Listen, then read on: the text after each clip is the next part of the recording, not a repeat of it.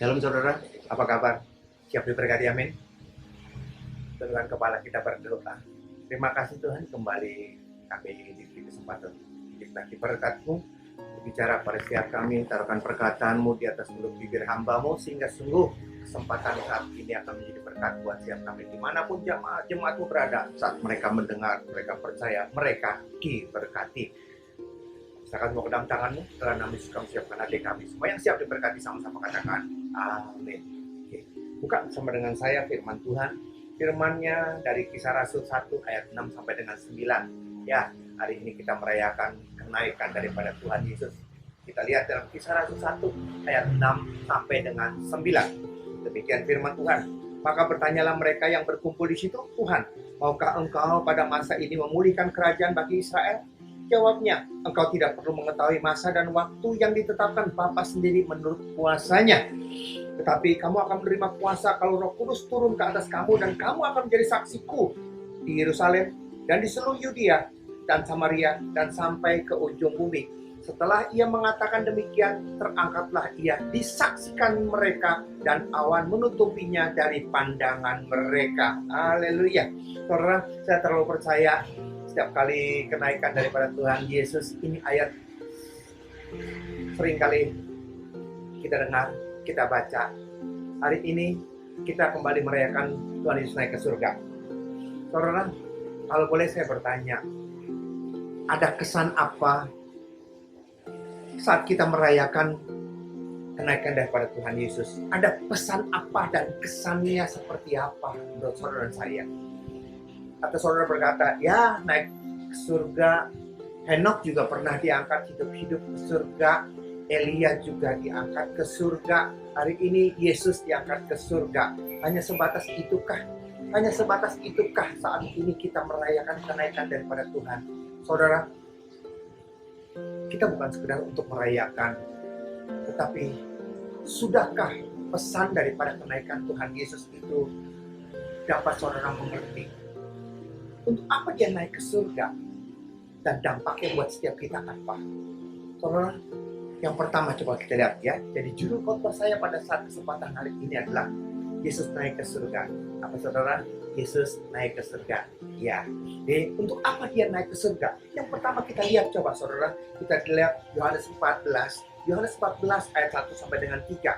Yohanes 14 ayat 1 sampai dengan 3. Jangan ada gelisah hatimu, percayalah kepada Allah, percaya juga kepadaku. Di rumah Bapakku banyak tempat tinggal, dan jika tidak demikian, tentu aku mengatakan kepadamu, sebab aku pergi ke situ untuk menyediakan tempat, garis bawahi, untuk menyediakan tempat bagi saudara dan saya. Katakan amin. Yes, kita tidak jadi gelandangan, kita sudah punya rumah di sana, punya tempat. Dan apabila aku pergi ke situ dan telah menyediakan tempat bagimu, aku akan datang kembali dan membawa kamu ke tempatku. Tidak pernah akan nyasar, kita tahu karena RT, RW, kecamatan, kelurahannya semua Tuhan yang pegang. Dan kita tidak pernah akan nyasar, karena Tuhan sendiri akan menjemput saudara dan saya.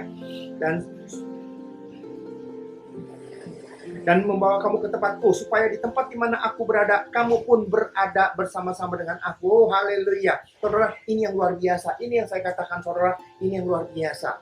Tuhan saudara, Tuhan kita baik sekali, amin. Tuhan kita luar biasa sekali. Tuhan kita luar biasa. Seringkali saya berkata dalam khotbah, kalau ada jarak, ya, kalau ada jarak antara kita dengan Tuhan itu 1000 langkah. Kalau ada jarak antara kita dengan Tuhan itu 1000 langkah. Tuhan akan melangkah 900, tinggal 1 langkah. 1000 langkah, 999 langkah. Dia akan mendekat kepada kita. Tinggal 1 langkah lagi. Langkah saudara dan saya. Itulah. Bagaimana tidak? Dari langit, dari surga, yang kita tidak tahu di mana, yang kita tahu pasti ada. Dia datang. Dia kirimkan anaknya, supaya barang siapa mengenal dia, mengenal Tuhan yang mengutus dia. Yesus ada, lahir ke dunia. Itu bukti kasih daripada Allah. Kemudian dia mati buat saudara dan saya. Dia bangkit buat saudara dan saya. Dia naik ke surga buat setelah saudara dan saya. Untuk mengingatkan pada setiap kita, dia adalah Allah yang luar biasa. Dari kebangkitan daripada Tuhan, dari kenaikan daripada Tuhan, itu mau mengingatkan pada setiap kita adalah, saudara, tidak ada yang bisa naik ke sana tanpa, tidak ada yang pergi ke surga kalau dia tidak pernah datang dari surga. Nyasar, saudara. Tidak ada yang pergi ke surga kalau bukan dia yang pernah datang dari sana ke surga, jadi dia tidak nyasar. Henok dan Elia dijemput, saudara, tidak nyasar. Karena yang punya surga itu yang menjemput. Saudara, Tuhan mau mengingatkan pada saudara saya, surga itu nyata, surga itu ada, dan surga itulah tujuan saudara dan saya. Itu yang utama. Jadi waktu kita merayakan Yesus naik ke surga, itu mengingatkan pada setiap kita, itu rumahmu, di sana rumahmu, surga itu nyata. Tapi itulah saudara, seringkali kita merayakan kenaikan Tuhan Yesus, kita merayakan kelahiran Tuhan Yesus, kita merayakan kematian Tuhan Yesus. Itu sekedar perayaan. Perayaan Hari Kartini, perayaan Hari Pahlawan, perayaan Hari Buruh, perayaan semata-mata. Tapi Tuhan mau dengan kita merayakan kenaikan daripada Tuhan Yesus ke surga, itu mengingatkan pada setiap kita, di sanalah destinasi kita, di sanalah rumah kita yang sesungguhnya. Tapi manusia tidak pernah ngerti, tidak pernah sadar. Kok bisa begitu, Pak? Kita lihat saudara firman-Nya. Kita lihat Lukas 18. Lukas 18 ayat 18 sampai dengan 33. Lukas 18 sampai dengan 33. Lihat. Ada seorang pemimpin bertanya kepada Yesus, katanya, "Guru yang baik, apakah yang harus aku perbuat untuk memperoleh hidup yang kekal?" Untuk memperoleh hidup yang kekal, dia tahu ada kehidupan yang kekal. Dan bagaimana untuk bisa memperoleh hidup yang kekal? Ini orang kaya bertanya seperti itu. Dia tahu ada hidup yang kekal. Saudara, jawab Yesus, "Mengapa engkau berkata aku baik? Tidak seorang pun yang baik selain daripada Allah saja. Engkau tentu mengetahui segala perintah Allah, jangan berzina, jangan membunuh, jangan mencuri, jangan mengucapkan saksi dusta, hormatilah ayahmu dan ibumu." Katanya orang itu, kata orang itu, "Semuanya itu telah kuturuti sejak masa mudaku." Luar biasa. Mendengar itu Yesus berkata, "Masih tinggal satu hal lagi yang harus kau lakukan. Jualah segala yang kau miliki dan bagi-bagikan hal itu kepada orang-orang miskin. Maka engkau akan peroleh harta di surga. Kemudian datanglah kemari dan ikutlah aku." Apa reaksi daripada orang kaya ketika orang itu mendengar perkataan itu? Menjadi amat sedih sebab ia sangat kaya. Hati-hati, sangat kaya. Terus lalu Yesus memandang dia dan berkata, "Alangkah sukarnya orang yang beruang masuk ke dalam kerajaan surga." Oh, haleluya saudara. Ini yang terjadi. Orang kaya itu tahu ada hidup yang kekal di sana. Jadi dia tahu ada hidup yang kekal di sana. Dia tahu ini hidup yang sementara di dunia. Saat dia harus memilih antara hidup kekal dan hidup yang sementara ini, dia pilih hidup yang sementara. Bodoh sekali dia. Karena dia tidak mengerti.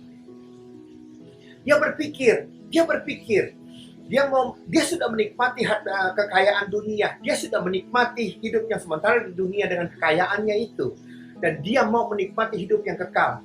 Jadi tanpa mau melepaskan apa yang ada di dalam dunia, tidak bisa saudara. Itu masalahnya. Setan sudah mengubah segala sesuatu yang di dunia ini menjadi surga. Saya ulang lagi, setan telah merubah dunia ini menjadi surga yang sementara.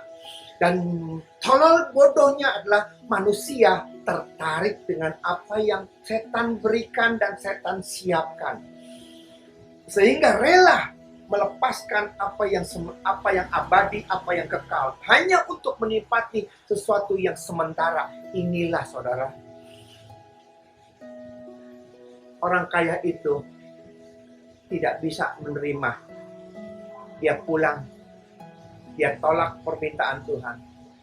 Dia tetap memilih hidup yang sementara. Saudara, kenapa? Karena hartanya banyak. Coba saudara berpikir kalau saudara seperti Allah. Coba kalau saudara berpikir kalau saudara itu seperti Allah. Karena kekayaan, karena harta, karena kesuksesan, akhirnya dia rela meninggalkan harta Tuhan, rela melepaskan yang kekal hanya karena itu semua. Kalau saudara berpikir sebagai Allah, kira-kira seperti apa? Karena saudara sayang sama orang itu, sayang sama orang kaya itu, yang terjadilah dibikin miskin. Karena kekayaan, kesuksesan itu yang menjadi hambatan. Makanya Tuhan serba salah. Tuhan itu serba salah, bukan Tuhan tidak mau memberkati kita. Tuhan tahu dengan jelas siapa kita. Kalau kaya, kalau sukses, kalau berhasil, meninggalkan dia. Tidak datang kepada dia. Dengan terpaksa, Tuhan bikin kita miskin. Tuhan bikin kita tidak kaya. Supaya saudara dan saya tidak terhilang. Tuhan serba susah. Dibikin kaya terhilang. Dibikin miskin, kasihan, melarat, merengek, berdoa terus. Itulah sebabnya saudara. Bukan tangan Tuhan kurang panjang, pendengaran kurang tajam. Setiap doa-doa kita bukan Tuhan menahan-nahan berkat. Tuhan tahu dengan jelas siapa kita. Selama kita tidak bisa menjadi dewasa, Tuhan tidak pernah akan bisa mempercayakan berharta berkat itu. Karena Tuhan takut saudara saya terhilang. Inilah yang terjadi. Orang kaya rela melepaskan hidup yang kekal dan menerima hidup yang sementara. Karena dia berpikir uang itu sangat dibutuhkan. Dengan adanya uang, dia punya otoritas, dia punya kuasa sementara. Ayub berkata apa? Dengan telanjang kita datang, dengan tidak membawa apa-apa kita kembali datang kepada Tuhan. Kita seperti itu saudara. Mana yang saudara harus pilih? Mana yang saudara harus pilih? Jangan sampai salah pilih. Ada amin? Ya, kita lihat kan juga ya. Lukas, tadi kan Lukas. Sekarang Lukas 12. Lukas 12 ayat 13 sampai dengan 15. Lukas 12 ayat 13 sampai dengan 15. Seorang dari orang banyak itu berkata kepada Yesus, "Guru, katakanlah kepada saudaraku supaya ia berbagi warisan dengan aku." Tetapi Yesus berkata kepadanya, "Saudara, siapakah yang telah mengangkat aku menjadi hakim atas pengantara atau pengantara atas kamu?" Katanya lagi kepada mereka, "Berjaga-jagalah dan waspada terhadap segala ketamakan. Sebab walaupun seorang berlimpah-limpah hartanya, hidup tidaklah digantung daripada kekayaannya." Saudara, yang kedua adalah seringkali seperti perikop yang kita baca, Tuhan dipakai untuk membela supaya orang, saudara-saudaranya membagi warisan dengan adil. Tuhan berkata, bukan untuk itu dia datang ke dalam dunia, saudara. Seringkali ini yang terjadi. Kita terima dia sebagai Tuhan dan Juru Selamat. Tetapi kita terima dia sebagai Tuhan dan Juru Selamat. Tetapi kita memakai Tuhan itu untuk perkara-perkara dunia. Kesuksesan, keberhasilan, warisan. Kita terima dia sebagai Tuhan dan Juru Selamat. Tapi kita memanfaatkan Tuhan hanya untuk kepentingan diri kita pribadi. Bagaimana utang supaya kita lunas. Bagaimana supaya sakit kita sembuh.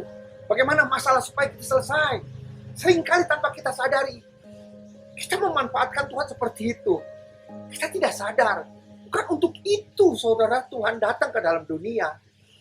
Tuhan datang ke dalam dunia untuk mengingatkan pada saudara dan saya, menebus saudara dan saya, untuk mengembalikan saudara kepada tempat yang sebenarnya, surga. Dan untuk itulah dia datang. Tapi kita tidak mau ke sana. Dan kita memanfaatkan itu hanya untuk kepentingan supaya kita di dunia diberkati. Di dunia tidak sakit. Di dunia punya rumah. Di dunia punya harta. Di dunia punya segala-galanya. Salah di situ saudara. Berapa banyak kita yang salah mengerti. Saudara, ada satu kesaksian yang luar biasa. Coba kalau saudara ada di dalam pihak dia. Dia orang pengusaha. Dia punya toko di Senen. Sebelum dia terima Tuhan dan Juru Selamat, usaha seperti itu suami dan istri. Tapi begitu dia terima Tuhan sebagai Tuhan dan Juru Selamat, dia harus ambil keputusan. Hari Minggu itu untuk Tuhan. Dan dilema yang terjadi adalah dari Senin sampai dengan Sabtu. Dulu Sabtu belum libur saudara. Dari Senin sampai dengan Sabtu itu sepi pengunjungnya. Cuman hari Minggu itu luar biasa banyaknya. Dan sekarang waktu dia terima Tuhan sebagai Tuhan dan Juru Selamat, dan dia tahu ini hari adalah harinya Tuhan, ini adalah beristirahat. Dia harus melayani. Dia jadi koordinator, dipercayakan untuk seperti itu, untuk melayani di gereja. Dan disitulah terjadi konflik perdebatan dia dengan istri. Mah, kita tutup. Mamanya berkata, istrinya berkata, Papa kan tahu, Senin sampai Sabtu kita sepi. Cuma hari Minggu kesempatan kita untuk kita sukses, untuk kita dagang, untuk kita bisa mengembalikan semuanya itu. Kalau hari Minggu kita tutup, nanti uang kontraknya gimana? Pegawai gimana? Maintenance bagaimana? Ini gimana? Pikir-pikirlah, Pak. Inilah yang terjadi. Saudara percaya Tuhan kita luar biasa, amin. Hidup untuk cari duit, hidup untuk bekerja keras seperti itu, atau kerja keras untuk hidup. Jangan dibalik-balik. Ya. Kita kerja untuk hidup atau kita hidup untuk kerja. Jangan sampai dibalik-balik. Kita hidup memang mesti kerja, tapi bukan kerjaan itu yang menguasai hidup kita. Karena kita tahu Tuhan yang mengatur segala sesuatu. Roma 13 ayat 1, tidak ada satu pemerintahan pun yang tidak datang daripada Allah. Semua diatur sama Tuhan. Kalau kita percaya Tuhan luar biasa, apa susahnya bagi Tuhan untuk mengubah segala sesuatu? Mengubah hari biasa menjadi hari Minggu. Ramenya. Dan hari Minggu jadi hari biasa. Karena Tuhan yang ngatur siapa yang akan datang. Tuhan yang atur. Amsal 10:22 berkata apa? Berkat Tuhanlah yang menjadikan kita kaya raya supaya tidak menambahinya. Berkat Tuhan jadi segala sesuatu berkat, bukan karena toko, bukan karena harinya hari Minggu, bukan karena kita punya harga miring. Berkat yang kita terima itu karena Tuhan yang ngatur saudara dan saya. Kalau masalah uang, makan, minum, pakai, memakai, kita tidak bisa percaya Tuhan bisa mengatur segala sesuatu. Bagaimana mungkin kita percaya kalau kita mati kita masuk ke surga? Ingat, kalau masalah uang saja kita tidak bisa percaya bahwa Tuhan bisa memberkati. Bagaimana kita yakin bahwa Dia bisa menyelamatkan saudara dan saya? Dan akhirnya suami berkata, tidak. Hari Minggu, hari untuk Tuhan. Hari ini gimana? Tuhan yang atur. Saudara, sampai sekarang dia tetap jadi koordinator. Dia tidak pernah bangkrut tuh. Bagi Tuhan gak ada yang mustahil. Amin. Luar biasa Tuhan kita. Amin. Yes. Berani melangkah. Ingat, percaya. Jangan melulu memikirkan perkara-perkara yang di dunia. Kita harus siapkan waktu untuk perkara-perkara yang di surga. Kenapa? Karena yang kita tinggali sekarang ini adalah sementara. Dan yang sebenarnya kita ada di sana. Selama kau tidak kenal yang di sana, kau tidak tahu yang di sana, kau akan ketinggalan. Oleh karena itu, hari ini saat kita merayakan kenaikan daripada Tuhan Yesus, mari kita introspeksi diri kita dalam firman Tuhan. Apakah hari-hari kita sudah menyiapkan diri kita tentang surga, atau hari-hari kita, waktu-waktu kita hanya kita habiskan hanya untuk perkara-perkara yang sia-sia, perkara makan, minum, pakai, memakai, perkara-perkara dunia semata-mata. Kalau tidak ada keseimbangan seperti itu, saudara, mari kita bebenah. Karena kita tahu di sanalah tujuan kita. Di sanalah tempat kita yang sebenarnya. Amin. Tundukkan kepada kita berdoa. Terima kasih Bapak. Kalau selama ini kami berfokus kepada masalah-masalah dunia, pekerjaan kami. Bukan kami tidak boleh kerja, bukan kami tidak boleh berusaha. Tapi kami lebih memfokuskan itu semua lebih daripada perkara rohani. Hari ini Tuhan kami mau Tuhan melalui perayaan kenaikan Tuhan Yesus mengingatkan pada setiap kami untuk kami disadarkan. Ingat, jangan melulu memikirkan perkara-perkara di dunia. Pikirkan perkara-perkara yang di surga. Di sanalah sesungguhnya tempat saudara dan saya, tempat kami semua berada. Terima kasih Bapak, Kau sudah ingatkan kami pada hari ini. Berkati negara kami, Presiden, Wakil Presiden, Gubernur, Dokter, Suster, dan semua jajaran sampai yang terendah. Tutup bungkusan kuasa darah-Mu, lindungi, jagai negara kami, pulihkan ekonomi negara kami dalam nama Yesus. Terima kasih, dalam nama Yesus kami berdoa. Haleluya. Amin. Demikian saudara firman Tuhan. Sampai jumpa dalam sesi akan datang. Tuhan Yesus memberkati. Shalom.